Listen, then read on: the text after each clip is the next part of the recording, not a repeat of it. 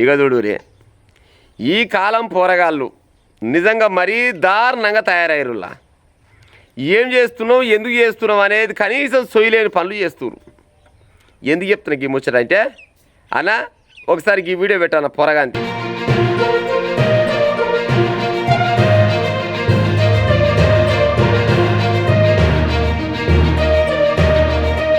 చూస్తురు కదా వీడియోని, చూసిరు కదా. ఇక చెప్పురు ఇక మరి వాడు బతికిండా సచ్చిండా, ఏ ఊరు, అయ్యోడు అమ్మోడు ఏమన్నా తెలుసా? ఎవరికి తెలియదు. ఈయననేమో రైల్లో ఉండి ఈయన రీల్స్ కోసం ఈ రీల్స్ ఇట్లా ఈ రైలు పట్టాలు పట్టుకొని ఏలాడ పట్టుకుంటే రీల్స్ తీసి ఒకటి ఇన్స్టాగ్రామ్లో, ఫేస్బుక్లో, వాట్సాప్లో, ట్విట్టర్లో, బిట్టర్లో పెడితే ఈడోడు ఆడోడు లైకులు కొడితే లైకులు వస్తాయనే ఆలోచనతోటి ఇంకో గిసోటి పానం మీదికి తెచ్చుకుంటారు. ఇప్పుడు వస్తాయిరా పిల్ల నాకు అర్థం కాదు కానీ ఇప్పుడు ఒక 10 మిలియన్ల లైకులు వస్తాయి అనుకో, పానం వస్తుందా? పానం వస్తున్నా మళ్ళీ ఒక్కసారి పోయిన పానం మళ్ళీ వస్తుందా?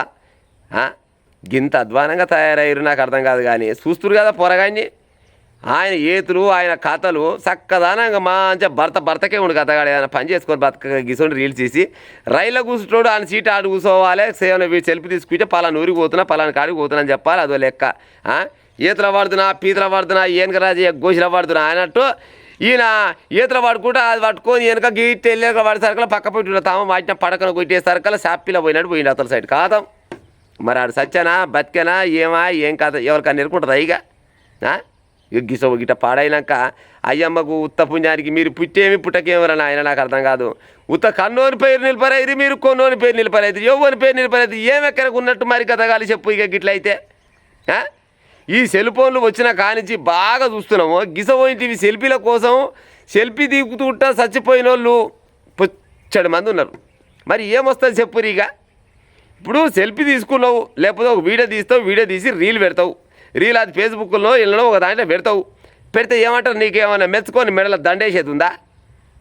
మెచ్చుకొని మెడలు ఏమైనా దండేసేది ఉందా? లేకపోతే వాడన్నా 10 లక్షలు తీసుకొచ్చి నీ అకౌంట్లో వేసేది ఉందా? ఏది ఉండదు. పానం మీద భయం అనేది లేదు. ఎట్ట బతకాలి ఏం కథ ఈ భూమి మీదకి వస్తే మరి అయ్యమ్మకి ఏం చేయాలి, లేకపోతే మనం ఏం చేసుకోవాలి, చదువుకోవాలన్నా ఇవన్నీ ఏ లేవు. ఎంతసేపటికి మేము ఏం చేస్తున్నాము అనే సొయ్యి కూడా లేకుండా గిట్ట ఫోటోలు తీయకుండా గిట్ట వీడియోలు చేసి రీల్స్ చేస్తే ఉత్త పుణ్యానికి ఆ పక్క పని సంబంధాలకి ఆ రైలు దగ్గర 100-150 స్పీడ్లో ఉంటుంది. 100-150 స్పీడ్లో అది ఈడంగా మెడల పంపల మీదకి ఒక పెడితే ఉసి కింద పడే. మరి కింద పడ్డాడు పక్కకు పడ్డా లేకపోతే అట్టెం పూసి మరి రైలు పట్టాల కింద పడ్డా? ఇక ఆ వీడియో అయితే మనకు తెలియదు ముచ్చట.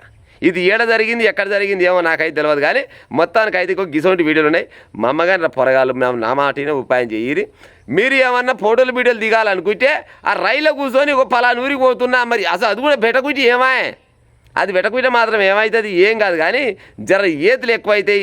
అరే నేను రన్నింగ్ రైల్లో నేను నిలబడి ఒక సెల్ఫీ కొట్టుకొని వీడియో చేస్తే చూడు ఎంతమంది చూసిరు ఏం కథ అంటే మస్తుగా చూస్తారు.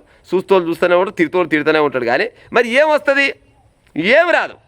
ఏమి రాదు కానీ పానం మీదకి మాత్రం వస్తుంది. ఉత్త పుణ్యానికి ఆ కథగాడు చచ్చిండా బతికిండా ఏది తెలియదు. మా అమ్మగారి పొరగాలు మీ దండవన పెడతాం. గిసోటి పని చేసే ఉపాయం చేయకూరి ఉత్త పుణ్యానికి పానం మీకు తెచ్చుకూరు. నాకు తెలిసి అయితే ఆ కథగాడు బతకకుండా వస్తుడులా. మెడల పంపల మీకు పెట్టింది తమ్మ అంటే ఇక మళ్ళీ బత్తలా ఇక నాకు తెలిసి అయితే బతకకుండా వచ్చు. మరి పడితే పట్టాల కింద పడ్డా లేకపోతే అవతల సైడ్ పడ్డా లేకపోతే ఇంకేమైనా పట్టాలు ఉంటే అవతల మీద పడితే ఇంకో రైలు ఆడంకి ఎక్కిపోయిందో తెలియదు కానీ మొత్తానికి మాత్రం పానం మీదకి అయితే తెచ్చుకోండి ఈ పొరగాడు.